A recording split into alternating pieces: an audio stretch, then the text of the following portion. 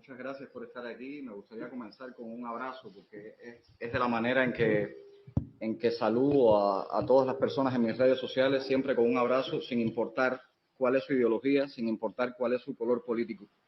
Yo entiendo lo complejo que es el caso cubano, entiendo lo polémica que resulta Cuba, entiendo que muchas veces hay una especie de relación romántica, casi infantil, con relación a lo que Cuba puede significar en la mente de muchas personas. Pero yo creo que es tiempo de madurar la visión que todos tenemos sobre un país donde ya no solo es que no haya una democracia como la conocemos, es que hay una dictadura y es que muchos pensamos que hay una tiranía brutal, como pocas veces se ha visto. En mi caso soy artista, no soy político. Yo en mi Twitter, mi tweet fijo, dice que la realidad de un país está más cerca de la creación de sus artistas que de los discursos de sus políticos. Por lo tanto, cada vez que veo un conflicto en un lugar del mundo, antes de preguntarme qué dicen los partidos políticos, qué están diciendo los políticos, me pregunto qué estarán escribiendo los artistas, qué películas estarán haciendo, qué obras de teatro se representan, qué cuadros están pintando. Porque estoy convencido de que eso representa una verdad mucho más clara que lo que digan los políticos, que generalmente se mueven por otro tipo de intereses. Por lo tanto, yo creo que la relación con Cuba, la relación personal que cada uno tenga con Cuba, tiene que madurar, porque en este caso ese matrimonio entre gobierno y pueblo se ha convertido en un matrimonio fallido, donde el régimen se comporta como un marido abusivo con su propio pueblo. Al principio de la revolución había una frase dicha por el propio Fidel Castro que era: la revolución no se convertirá en Saturno, no va a devorar a sus hijos. Lamentablemente no fue así. La revolución no solo devoró a sus hijos, ahora mismo está devorando a sus nietos. Cuando yo tomé conciencia de la realidad de Cuba, gracias a leer a escritores como Reinaldo Arenas, Lezama Lima, Virgilio Piñera, entendí que desde mi voz tenía que denunciar lo que estaba pasando en Cuba. Y mis obras de teatro eran extremadamente críticas. Algunas personas sabias se acercaban a mí y me decían: no te pases, hay un límite, tu límite es el arte. Todo lo que tengas que decir, dilo a través de tu obra, pero no cruces esa línea. Sin embargo, yo me preguntaba cuántas veces le dijeron eso a Lorca o cuántas veces le dijeron eso a Martí, que también era un excelente poeta. Hay veces que el arte no es suficiente. Por lo tanto, en los últimos tiempos, además de mis obras y además de ser muy crítico con la realidad, en mis obras necesitaba actuar como ciudadano, no solo como artista. Fue por eso que el día 27 de noviembre, en un baño de un teatro, estábamos teniendo funciones de mi último espectáculo, Hembra, y en el baño de ese teatro, cuando nos enteramos de que habían arremetido violentamente contra un grupo de artistas que estaban en huelga de hambre, el Movimiento San Isidro, y que arremetieron contra ellos con fuerza, con violencia, utilizando la COVID, utilizando a personal médico para agredirlos, entendimos que teníamos que hacer algo como ciudadanos, no solo como artistas. Por lo tanto, en el baño de ese teatro y luego en un ómnibus, decidimos que un grupo íbamos a aparecernos al día siguiente frente al Ministerio de Cultura a exigirle una respuesta al ministro. Eso fue el 27 de noviembre del año pasado, ahora se va a cumplir un año exacto. Llegamos en esa mañana alrededor de 20 artistas a pedirle al ministro que nos diera la cara y que nos explicara por qué habían agredido de esa forma a un grupo de artistas. No hubo respuesta, el ministro nunca apareció y llegamos a ser 500 personas frente a ese ministerio en horas de la noche, con pánico a que las brigadas de respuesta rápida y la seguridad del Estado que ya había rodeado la zona nos agredieran en cualquier momento. Creo que tendríamos que agradecerle a un actor como Jorge Perugurría y a un director de cine como Fernando Pérez que se aparecieran allí y de alguna manera nos salvaran esa noche. Por lo tanto, en la noche del 27 de noviembre, un grupo de artistas pudimos entrar y comenzar lo que parecía ser un diálogo con el gobierno para lograr libertad de expresión, libertad de creación y determinados derechos ciudadanos que considerábamos que estaban siendo violados en Cuba.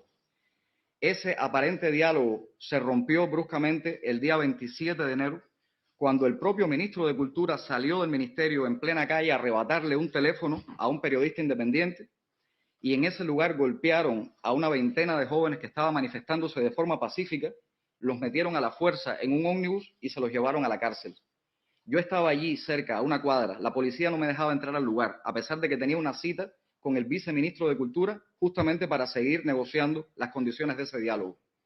O sea, no me dejaron entrar, pero si me lo hubiesen permitido, yo también habría sido golpeado y también habría sido conducido en ese ómnibus hasta una cárcel.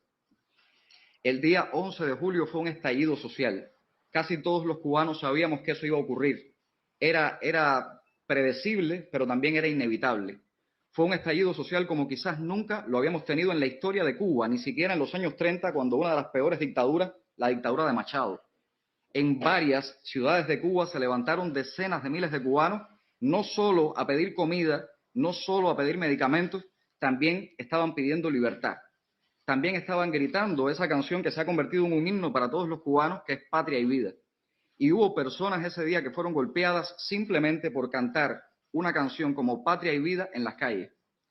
Ese día también un grupo de artistas pensamos que teníamos que estar al lado del pueblo, defendiendo la posición del pueblo, que era exigir un cambio democrático.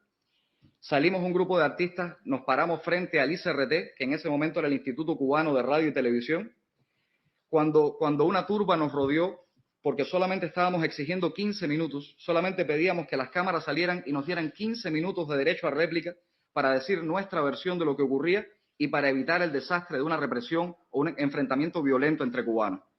No solo nos negaron los 15 minutos, nunca salió una sola cámara de aquel instituto de radio y televisión, sino que además comenzaron a agredirnos verbalmente. Nosotros nos sentamos en el piso en señal de paz, que no queríamos enfrentamiento violento, y desde el suelo nos agarraron con fuerza y nos lanzaron a un camión de basura, a un camión de escombros, a un camión que se utiliza normalmente en La Habana para trasladar basura. Alrededor de 5 o 6 jóvenes en ese camión fuimos conducidos sin poder levantar la cabeza, o sea, sin poder fijarnos cuál era la trayectoria del camión, hasta una cárcel que todos en Cuba conocen como Vivac, aunque es un nombre que viene de la dictadura de Batista, el dictador anterior. El año que viene es muy triste que Cuba va a cumplir 70 años sin democracia. Desde el golpe de Estado del dictador Batista, estamos viviendo sin democracia. La revolución triunfó en 1959 con la promesa de que iban a restaurar la democracia, de que iba a haber bienestar para el pueblo de Cuba, de que iban a haber elecciones libres, y eso jamás se cumplió. Jamás se cumplió.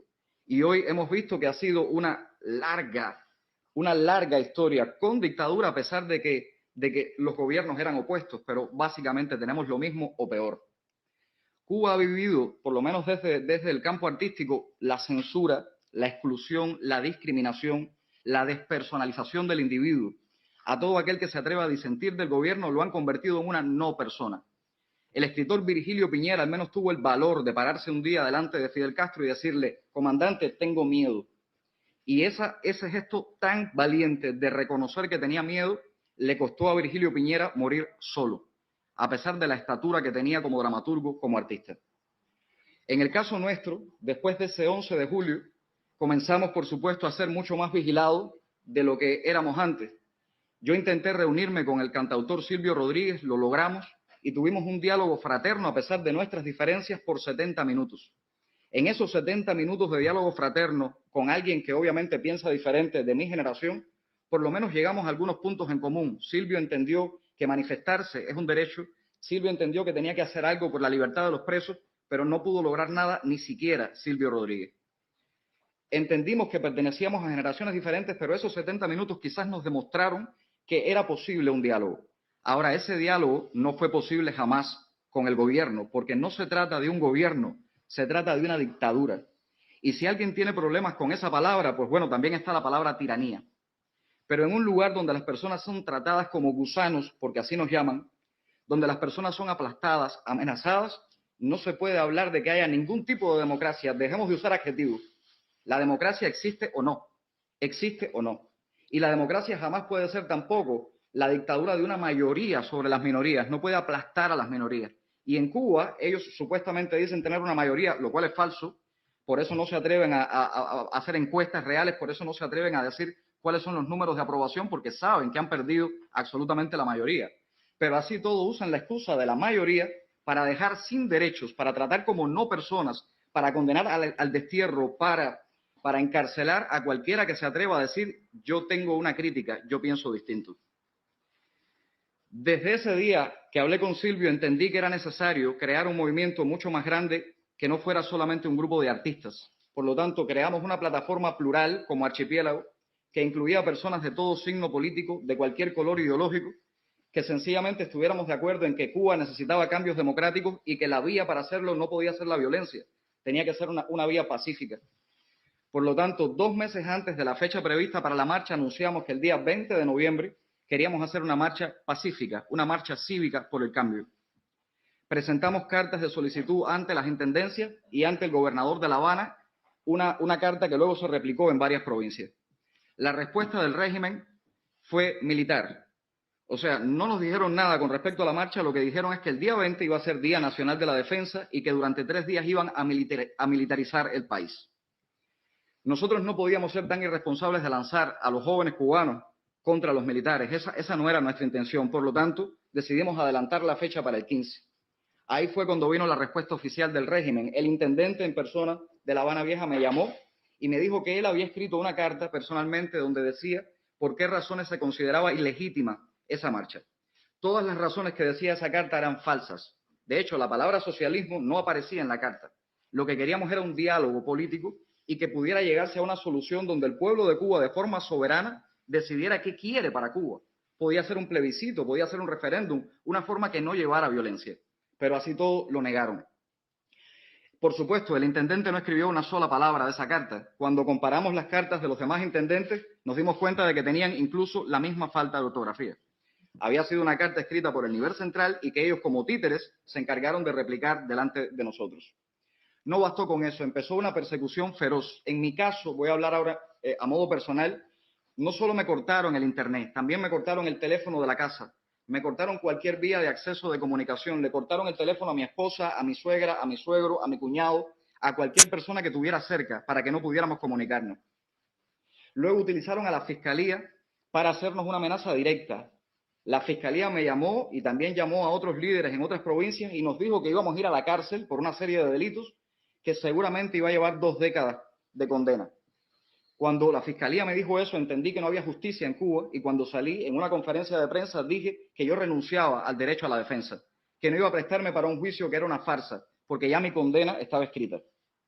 Después el presidente de Cuba, Miguel Díaz-Canel, lo corroboró. Él dijo que en Cuba no existe la separación de poderes, no existe la división de poderes, que lo que hay es unidad de poderes.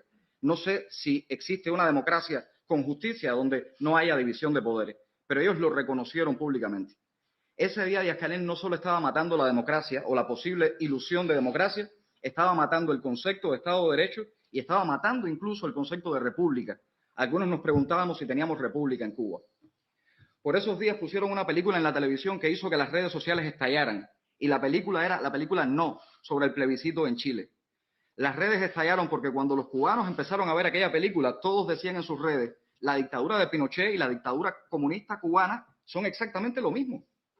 Y entonces uno se pregunta, ¿realmente hay una izquierda gobernando en Cuba? A nosotros nos parece que no. La mayor parte de los jóvenes que hemos llevado adelante estas iniciativas somos progresistas. Creemos en términos como justicia social. Por lo que estamos luchando es por derechos para todos los cubanos sin excluir a nadie. Sin embargo, la dictadura, la tiranía, el régimen se comporta como una casta totalmente conservadora que no tiene ningún ideal progresista y que incluso el día 11 de julio fue capaz de golpear a un joven que unos meses antes ya había sido detenido simplemente por sacar un cartel que decía socialismo sí, represión no. A ese joven socialista que se llama Leonardo Romero Negrín, ese día le partieron el tabique, le partieron las costillas, lo patearon en el suelo y cuando lo llevaron hasta una estación de policía, ahí volvieron a golpearlo con una tabla y no lo liberaron hasta que los hematomas fueron desapareciendo un poco. Y era un joven socialista. Entonces, ¿realmente se puede hablar de un gobierno de izquierda? A nosotros nos queda claro que no. Es una casta que está en el poder, que dentro de Cuba tiene un capitalismo monopolista de Estado que es feroz. A ningún cubano se le ocurre que una empresa como Etexa o como Acopio o como Cupé son propiedad de todo el pueblo, para nada. Son empresas que no tienen transparencia en sus finanzas, que no sabemos qué hacen con el dinero, no sabemos cómo se invierte. Es un gobierno que en medio de la pandemia gastó mucho más en hoteles que en hospitales. Es un gobierno que utilizó los 5 candidatos vacunales como una especie de arma política, no como un gesto de verdad interesado por la salud del pueblo, sino como arma política.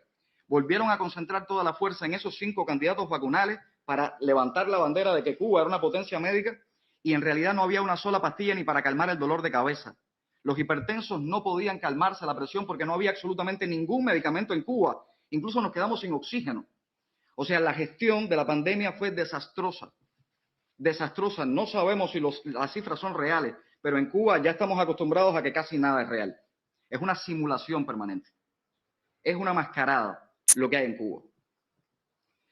En los últimos tiempos hemos vivido de todo. Después de la fiscalía, después de la amenaza de la fiscalía, al día siguiente mi casa amaneció con palomas decapitadas. Habían decapitado 2 palomas que de hecho mi esposa dice que lo que hemos vivido se llama el asesinato de las palomas. Y a veces también piensa en esto que hemos decidido como el vuelo de las palomas. Hemos decidido volar porque si nos quedamos en Cuba nos decapitan. Nos hemos visto ella y yo reflejados en esas 2 palomas que decapitaron frente a la puerta de mi casa, que tenía la apariencia de un acto de brujería o de santería. Los que saben de santería, yo respeto mucho todas las religiones, los que saben de santería me dijeron que eso no tenía nada que ver con religión. Era algo orquestado por la seguridad del Estado para atemorizarnos. Mi casa ha estado vigilada permanentemente por agentes que me cuidaban los pasos, que no me dejaban salir, que cuando tenía que ir a buscar comida en las cercanías de mi casa iban conmigo, uno delante, otro detrás, otro en el frente. A mi cuñado hicieron que el lugar donde se estaba quedando cerca de la casa lo sacaran de ahí con un niño que tiene menos de 2 años y obligaron al dueño de ese apartamento a que sacara a mi cuñado de ahí con su hijo solamente para molestar a mi familia. A mi suegra fueron a verla 4 veces a su centro de trabajo. Ella es laboratorista. Ella tiene mucho trabajo en estos tiempos de pandemia y sin embargo le interrumpían constantemente su trabajo para molestarla, para amenazarla, para sacarle información sobre mí. A mi esposa, que es profesora en una escuela de cine, no solo habló con ella el decano, también el rector, y prácticamente la amenazaron. Le dijeron que si insistía en participar en la marcha o ser miembro de Archipiélago, iba a perder su trabajo. A 2 miembros de Archipiélago, uno de ellos médico, lo expulsaron de su centro de trabajo. Entonces, démonos cuenta de que en Cuba no hay ningún tipo de democracia. Hay 3 armas que la dictadura ha usado para confundir y para que le sirvan de su mascarada y su romanticismo infantil con cierta parte de la comunidad internacional. Una es el embargo. El embargo quizás es el arma preferida del régimen, porque si el embargo se eliminara, quizás Bruno Rodríguez Parrilla, el canciller de Cuba, no tendría nada que decir en la cumbre. A veces yo pienso que el embargo es la excusa perfecta que necesita el régimen y que están desesperados por no perderla, porque si la pierden se quedan sin argumentos, se quedan sin excusas. Y a veces también creo que Estados Unidos es el principal aliado de la dictadura porque le manda toneladas de excusas gracias a este embargo económico. La segunda arma que usa el régimen es el mercado de la solidaridad, que es un mercado, por supuesto, bastante lujoso para el régimen y muy doloroso para aquellos cooperantes, para los médicos, para los artistas, para los deportistas que hacen estas misiones, donde el Estado los despoja de prácticamente casi todo su salario, los hace vivir con una miseria y se toma el resto del dinero y al mismo tiempo usa esas misiones solidarias como un acto político para ganar determinados favores y luego usarlos como chantaje y como estrategia política en su campaña internacional.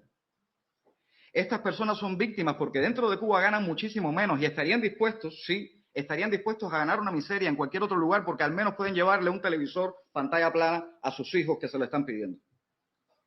Y la otra arma política que usan es esa llamada izquierda, que en realidad para nosotros nos queda clarísimo que el gobierno no tiene nada que ver con la izquierda. No tienen nada de progresistas, no tienen nada que tenga que ver con las causas de la izquierda contemporánea. Son una casta casi feudal. Todos se comportan como burgueses. Es una caricatura de 1984 y de Rebelión en la Granja. Son cerdos que ahora caminan en 2 patas y con sus guayaberas blancas, sus casas con piscina y sus autos de lujo, viven mucho mejor que el resto de la población, mientras al resto de la población todo el tiempo le exigen 2 cosas, sacrificio y silencio. Yo me cansé de hacer silencio. La razón por la que tuve que salir de Cuba es porque si me quedaba allí, probablemente no me iban a llevar a prisión. Ellos no querían convertirme en un símbolo. Si me condenaban, me convertían en un símbolo. Si me mataban, me convertían en un símbolo. Ellos necesitaban silenciarme, anularme como persona, bloquearme mentalmente, atacarme psicológicamente, que me desestabilizara. Y casi lo logran. Es decir, en los últimos tiempos yo, si he dormido 2 horas diarias, es mucho, porque es demasiado el acoso. Cuando decidimos insistir en marchar, yo tenía una responsabilidad con la gente. No quería lanzarnos a eso que nos estaban preparando, porque todos los días en las redes sociales aparecían fotos de los simpatizantes del régimen con palos, con clavos en la punta, y decían, con este palo vamos a golpear a los gusanos si se atreven a marchar. Sabíamos que el régimen probablemente no usara a la policía o los iba a vestir de civiles. Querían aparentar que era el pueblo enfrentando al propio pueblo. Díaz-Canel lanzó una orden de combate el 11 de julio, el acto más irresponsable que se ha visto en los últimos tiempos en la política probablemente latinoamericana, que el presidente de un país le diga a una parte del pueblo, masacren a la otra. ¿Cómo se puede defender a un régimen que hace eso?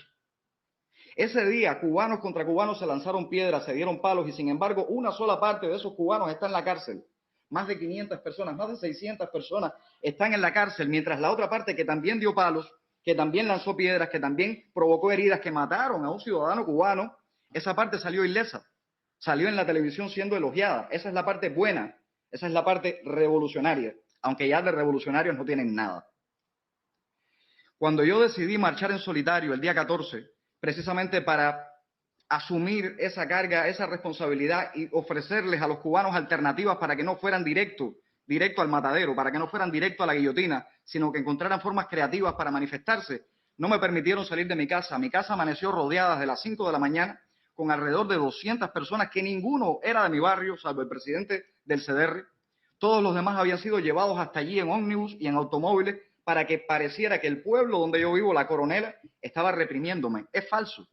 Yo reconocí caras ese día que también había visto el día 11 de julio frente al ICRT, las mismas caras.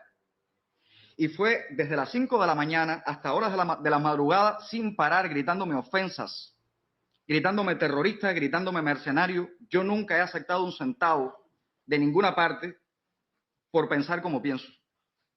De hecho, el régimen no ha tenido cómo probar que me han pagado un centavo y usa las recargas de mi teléfono, recargas que mis amigos que viven fuera me han puesto en el teléfono, porque es imposible que un cubano con su bolsillo se pague lo que cuesta el internet en Cuba, y han utilizado esas recargas de amigos como una prueba de mi mercenarismo. Es absurdo. Yo no sé a cuántos años me iban a condenar, pero creo, y estoy prácticamente seguro de que la estrategia del régimen era mantenerme preso en mi casa, sin internet, sin acceso a teléfono, sin visitas de amigos, totalmente incomunicado y silenciarme. Y lo único que tengo es mi voz. Yo no me podía quedar callado. Alguien tiene que decir lo que pasa en Cuba. Por esa razón decidí salir de Cuba y venir a España. No he pedido asilo, como ya deben saber. Mi intención es volver a Cuba, pero yo no quiero hacer las cosas con rabia.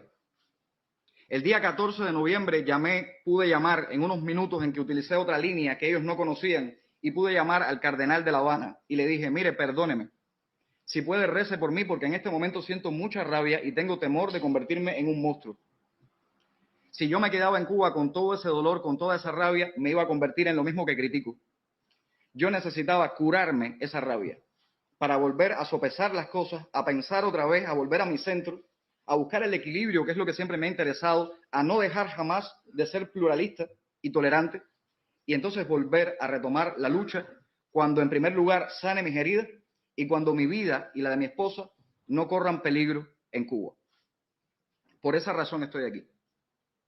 A pesar de todos los ataques que podían venir, de todas las incomprensiones, yo sentí que lo que no podía jamás era quedarme callado, porque si lo único que tengo es mi voz y me la quitan, ellos ganan. No podía quedarme callado y por eso estoy aquí.